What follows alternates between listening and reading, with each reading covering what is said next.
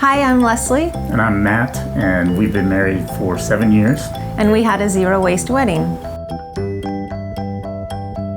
Zero waste means that we try not to generate trash, and we carried that philosophy over to our wedding. I think the decision to have a zero waste wedding came about rather organically as we began to plan for our wedding.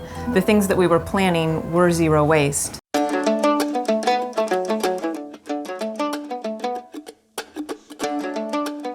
I think one of the most fun things that we did to make our wedding zero waste was to make the paper for our invitations and our save the dates. And we did that by collecting junk mail. We turned that into a pulp and put it into our bathtub and used a window screen to pull the pulp out and let that dry, and it became paper.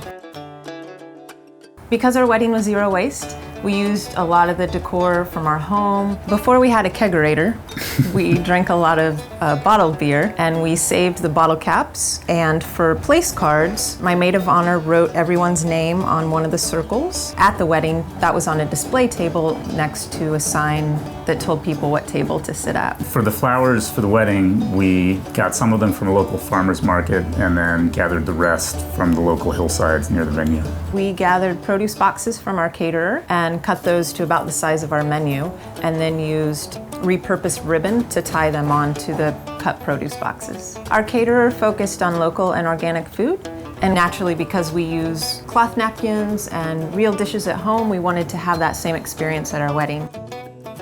One challenge we encountered was storing the food scraps so that our caterer could take them back down the mountain to be composted. Because we were up in the mountains, we had bears or dogs or something get into the storage place. Yeah. So some of our food scraps went to local animals and some made it back down to be composted. Because our wedding was zero waste, we saved a lot of money on traditional expenditures that we were then able to use in other ways. I think a lot of it is just deciding that that's what you're going to do and then come up with a solution that works for you.